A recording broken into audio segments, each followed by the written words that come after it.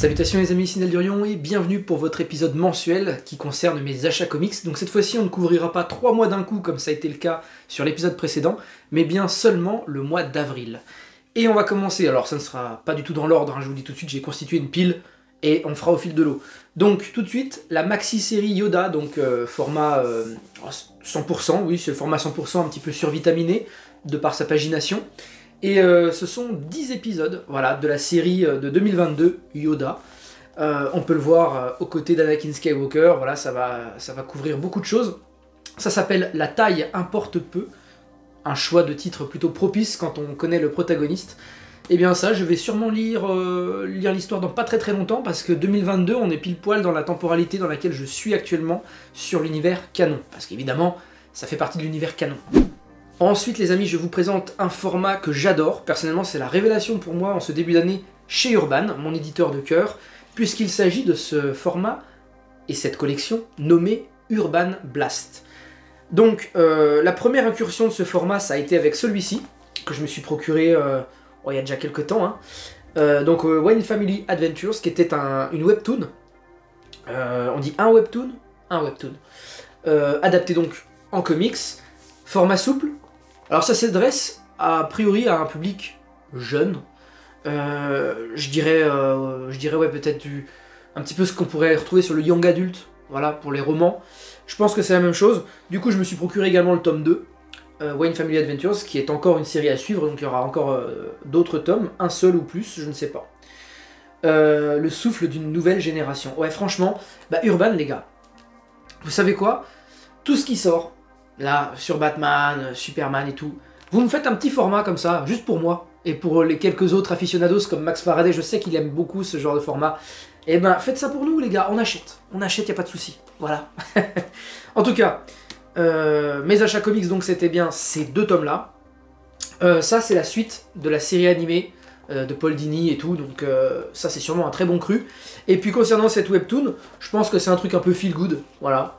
On verra ce que ça donne, je lirai ça quand j'ai le temps, c'est-à-dire que je ne sais pas trop. Mais non, ça me botte bien, c'est good vibe, j'apprécie. J'utilise même, vous voyez, des anglicismes qui me rendent un peu plus jeune, parce que Urban Blast, voilà, collection jeunesse. Refaisons à nouveau un grand écart dans ce que je vous présente, puisqu'il s'agit tout simplement du tome 3, et je crois que c'est le dernier, de la série Noctera par Scott Snyder, cet auteur qui souffle le froid et le chaud selon les projets sur lesquels il travaille. Moi je continue de le suivre, pardon, parce que je trouve qu'il y a toujours des propositions intéressantes, mine de rien. Parfois il s'auto-sabote en allant sur des choses beaucoup trop riches, dans un format trop réduit. Je parle par exemple de We Have Demons, ou en français juste Démons, chez Delcourt aussi. Il a son propre label désormais, je sais pas si on dit label ou maison, j'en sais rien. On va dire maison je crois, parce que c'est le Best Jacket Press. On a le logo juste derrière, je vous l'affiche quelque part autour de moi. Dernier tome de la série, je n'ai pas commencé, je me suis procuré l'intégrale, donc là je vais lire les 3, à nouveau quand j'aurai le temps, et on verra bien ce que ça donne, je peux pas vous en parler davantage, ça va être une découverte pour moi. On repasse sur le mainstream, et surtout sur Marvel avec Daredevil. Daredevil Redemption, ok? Donc non, Daredevil Redemption, et bien ça c'est tout simplement l'un des récits, les seuls, qui me manquait dans toute ma collection réunie l'année dernière, début d'année dernière, où j'avais tout réuni en 100% Marvel, mais le 100% Marvel d'époque. Je parle de ce format-là, que j'aime d'amour, soft cover, vous voyez, Marvel Knights, collection 100% Marvel, à l'époque où ça sortait à 12 €, hein, voilà, une époque révolue malheureusement. Et bien, dans cette collection-là, il y avait Daredevil Redemption, et je ne l'ai pas. J'ai pas pu le trouver, je n'ai pas plus cherché que ça, d'autant plus que j'ai vu que pour les 60 ans de Daredevil, nous allions avoir en must-have le fameux Daredevil Redemption. Je l'ai donc acheté en conséquence, aux côtés de Daredevil Phaser, que j'ai également en must-have. Vous reprendrez bien une petite dose de Star Wars, n'est-ce pas? Et bien voilà, Dark Droids, le tome 2, sur les 4 qui constitueront Dark Droids, à savoir qu'il y a toujours le prologue et l'épilogue, vous le savez, hein, on a un prologue qui fait office de tome 0, ensuite 1, 2, 3, 4, et l'épilogue. Voilà, c'est comme ça que c'est constitué. Crossover le plus récent qui existe, et qui réunit à nouveau les séries que je vous ai déjà présentées dans mon guide de lecture. Hein. Si ça vous intéresse de basculer sur les comics canon Star Wars, eh bien, en dehors de la Haute République, pardon, ça se passe avec ça. Donc on a évidemment les épisodes de Dark Droids, le crossover en question, mais bien sûr Bounty Hunters, Dark Vador, Star Wars la série principale, et le Docteur Aphra. Et voilà, donc j'y viendrai quand j'aurai rattrapé tout mon retard, hein. J'en suis toujours à Crimson Reign, donc voilà. Un petit Epic Collection pour conclure Star Wars, je crois. Je crois pas que j'ai d'autres Star Wars après. Un bel Epic Collection puisqu'il s'agit du 3e tome de l'Ancienne République. L'Ancienne République qui contient Knights of the Old Republic et Star Wars Knights of the Old Republic War et Star Wars Tales. Ok, il y a plein de choses là. 38-50, ah ouais, il y a plein d'épisodes là-dedans. Ça c'est super parce que les Epic Collections, ça couvre des périodes complètes, des récits légendes édités précédemment chez Delcourt. Moi j'adore les Epic Collections, softcover toujours. Grosse pagination, hein, parce que là il est hyper volumineux, je me demande si on frise pas les 400 pages là, franchement. J'adore les Epic Collections. Très prochainement il y a le dernier tome, tome 2 et dernier tome du coup, par la même occasion de la jeunesse des Jedi. Ce sera la première incursion que je ferai sur la chaîne avec l'univers légende, en présentant la jeunesse des Jedi, donc au travers des 2 Epic Collections. Ça sortira en mai, parce que May the Force be with you, vous connaissez la chanson. Ensuite les amis, je vais vous présenter, alors très brièvement parce que je n'ai pas commencé encore cette lecture, mais je me suis procuré le dernier tome de la série Rome chez Vestron. Alors vous le savez, Vestron, c'est un éditeur que je chéris tout particulièrement, malgré le tarif à la page élevé, malgré le petit format, qui pour moi du coup me dérange pas du tout, parce que j'apprécie en fait le petit format comme ça. Je trouve que c'est d'ailleurs majoritairement ces titres-là que j'emmène en vacances, quand je suis limité en termes de place, parce qu'ils sont très fins, il n'y a pas des grosses couvertures dures, vous voyez, c'est du soft cover, faut quand même y faire un peu attention, sinon ça vieillit pas très bien. Et donc voilà, Rome, les origines, qui faisait office de tome 0, j'essaie de vous mettre correctement la frise là pour vous la remontrer un petit coup. Oh, c'est une petite frise gentille hein, sur 4 tomes. Voilà, donc dernier tome, Long Roads to Rune. Et Rome qui va être dans un gros omnibus, hein, chez Panini, tout bientôt je l'espère. Alors ça c'est plus vieux que moi, hein. Moi je suis né en 1990, mais j'avais envie de plonger là-dedans parce que pour moi c'est déjà quelque chose qui se rapproche des Transformers. Il y a d'ailleurs un crossover qui existe chez Vestron, qui a été édité chez eux, avec Rome, Transformers, G.I. Joe et tout. Donc non, c'est quelque chose que je commencerai maintenant que j'ai tout. J'aime bien aussi, ça me fait penser à mon confrère Denis de 10h47 qui aime bien tout avoir avant de commencer la lecture de quelque chose, d'une série, en l'occurrence Invincible, je crois que c'était l'exemple qu'il avait cité. Moi c'est un peu pareil, c'est vrai que quand j'attends quelque chose, j'ai du mal à me dire, allez vas-y je balance tout mon temps de lecture sur 3 tomes, et le tome 4 je lirai dans 6 mois, non. J'attends de tout avoir, ou en tout cas suffisamment, pour me lancer dessus. J'en profite pendant que je vous parle de Vestron pour vous expliquer quelque chose que vous savez peut-être pas. On en a parlé avec mon confrère Ingé, que je salue bien, au passage, en MP sur Insta. En fait, c'est un peu lui qui m'a expliqué, parce que j'avoue que je le savais pas. Moi, vous le savez, j'achète beaucoup d'occasions. Les titres Vestron, c'est assez rare de les trouver dans le commerce, déjà. Et du coup, je les trouve souvent sur Vinted, ou Le Bon Coin, ou Rakuten. Bon, voilà, je vais pas vous refaire tous les sites d'occasion qu'on peut retrouver. Vinted étant quand même majoritairement la plateforme sur laquelle je trouve les titres Vestron. Bon. Et c'est vrai que j'ai plusieurs titres dans ma collection qui ont le code barre barré. Non, découpé. Comme ceci. Vous voyez? 2 coups de ciseaux en triangle. C'est systématiquement comme ça. J'ai quelques Transformers, tome 3, tome 5, qui ont été découpés comme ça au ciseau. Qu'est-ce que ça veut dire? C'est un G-Comics qui m'a expliqué ça, je ne le savais pas. J'avais quand même un petit doute, je vous l'avoue. C'est que Vestron, quand ils envoient des SP, aux youtubeurs, aux influenceurs, aux journalistes, tout ce que vous voulez, ils découpent leur code barre au préalable. Est-ce que c'est bien, est-ce que c'est pas bien? Moi je trouve ça pas ouf de dégrader le bouquin qu'on envoie, parce que honnêtement... moi je les ai achetés d'occasion, mais parce que je les ai payés 7 € quoi, 7 € le frais de port compris, hein.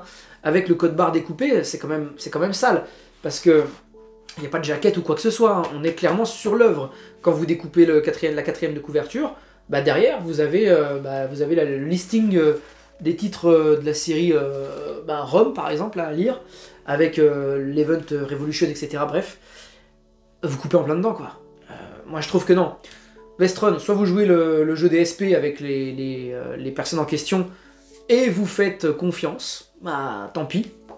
Parce que dans tous les cas, je vous le dis les gars, de couper les codes barres, ça ne change rien. Moi personnellement, ils sont arrivés chez moi après un achat sur Vinted. Alors après on peut aussi critiquer autre chose. Vendre CSP, est-ce que c'est bien normal de faire ça? Est-ce que c'est bien normal de se faire de l'argent sur des choses gratos que vous envoient les éditeurs?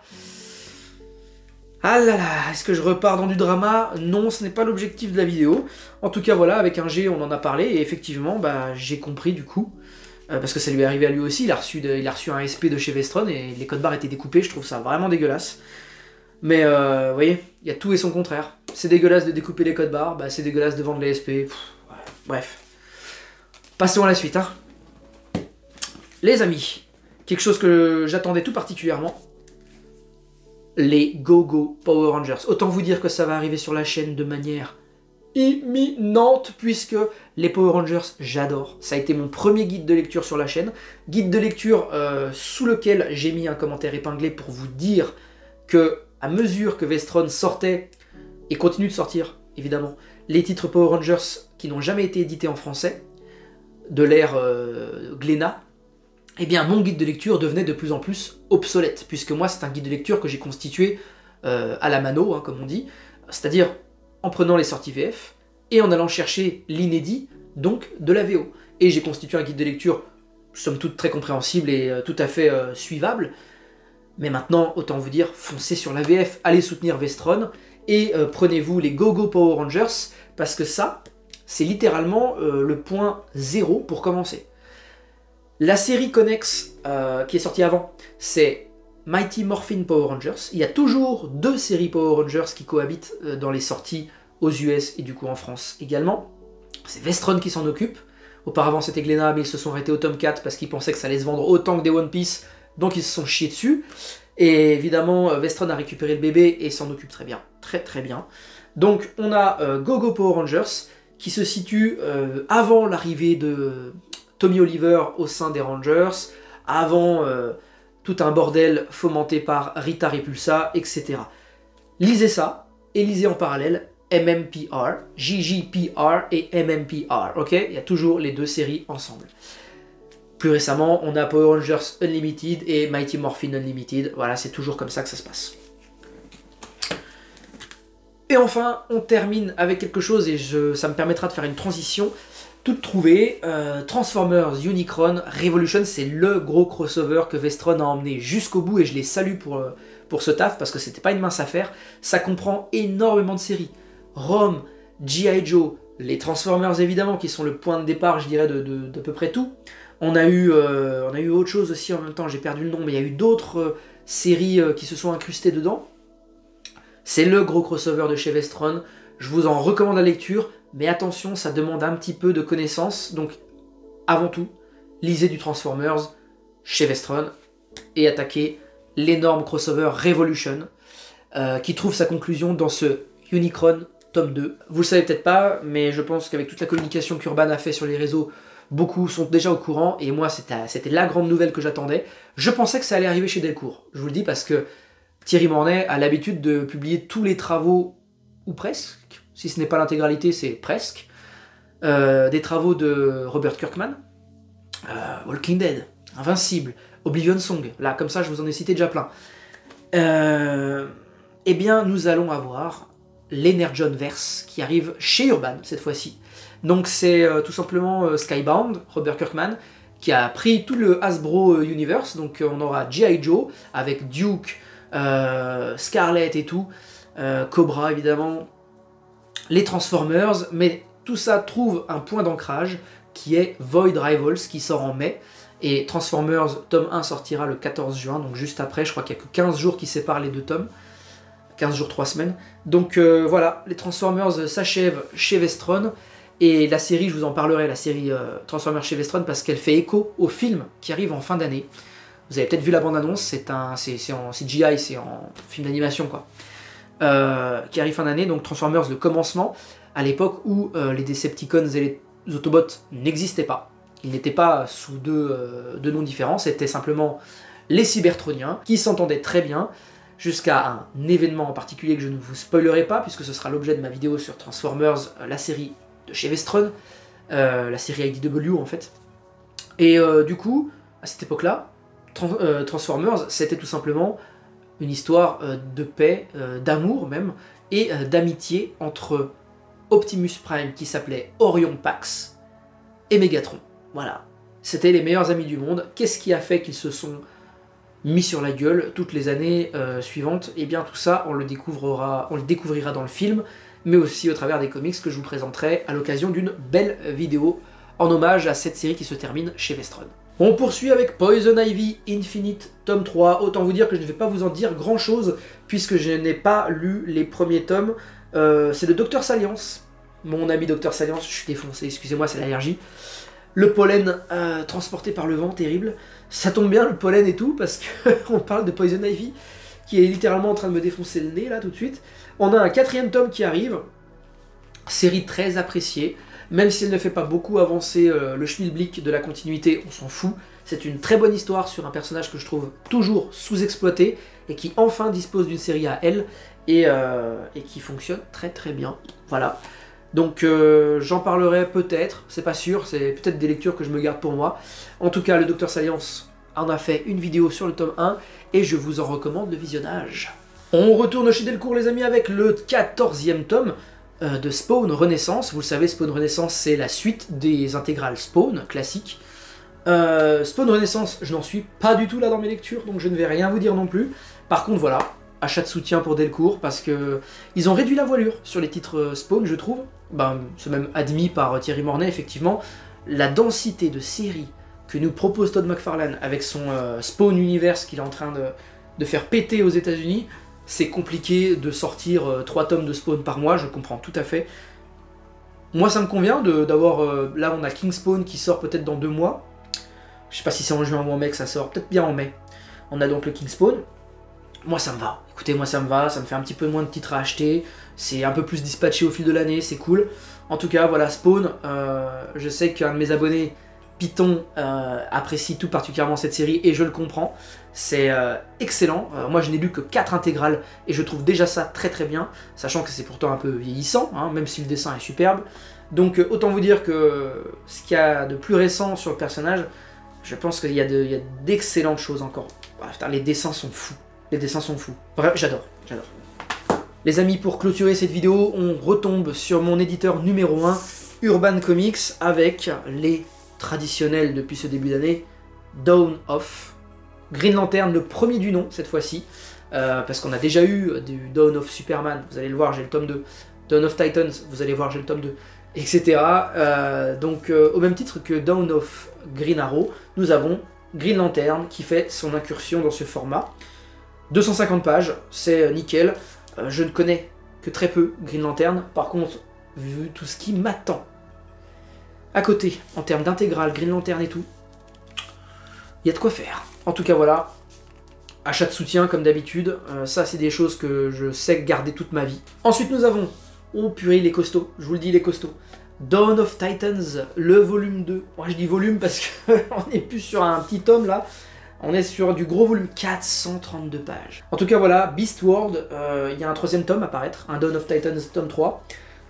Mon cher Dick Grayson en premier plan, Starfire, Flash, Cyborg, tout ça. Tom Taylor au scénario, moi, Ivan Reis au dessin. Le format Dawn of, c'est toujours quelque chose que je trouve super, je vous l'ai déjà dit plein de fois, je ne vais pas me répéter. C'est exactement comme ça que je veux consommer mes comics. Si c'était en softcover, ce serait encore mieux, mais pour le prix, la qualité et la densité, je dis oui. Les amis, pour clôturer cette vidéo, voici le dernier tome paru, Dawn of Superman, qui est sorti là, tout récemment, je crois il y a 2 jours. Le tome 2, un 3e tome est à venir sur Dawn of Superman. Je vais vous dire, la vérité, c'est que j'en suis exactement à Superman Action Comics. Voilà, dans mes lectures, ok? C'est-à-dire, je crois qu'on est toujours sur l'ère New 52. Superman, c'est un héros que j'ai commencé sur le tard, parce que je lisais que du Batman, que du Justice League, et évidemment, hein, avec la densité de choses que j'ai à rattraper, évidemment. Voilà les amis pour ces derniers achats du mois. On se retrouve le mois prochain pour les achats du mois de mai. Il y aura du Star Wars, parce que comme c'est le mois de mai, normalement ils font toujours pas mal de choses. À voir, parce que si c'est des rééditions, je les sais déjà les gars, je vais pas vous les racheter hein. Bon, eh ben c'est tout dit. On se retrouve très bientôt pour plusieurs reviews. Je vous prépare La Longue Nuit, Une Longue Nuit. Comment? Wolverine, La Longue Nuit en Alaska, c'est ça. Je vous prépare ça en vidéo. Je vous prépare évidemment Predator, toujours sur le feu. Incroyable, je sais pas pourquoi je suis pas allé encore au bout de ma lecture. Donc l'épisode a pris du retard et tout, enfin c'est terrible. Je vous dis à très vite, portez-vous bien et beaucoup de choses très sympathiques qui arrivent sur la chaîne. Lisez ce qui vous fait plaisir, c'est le plus important. Ciao.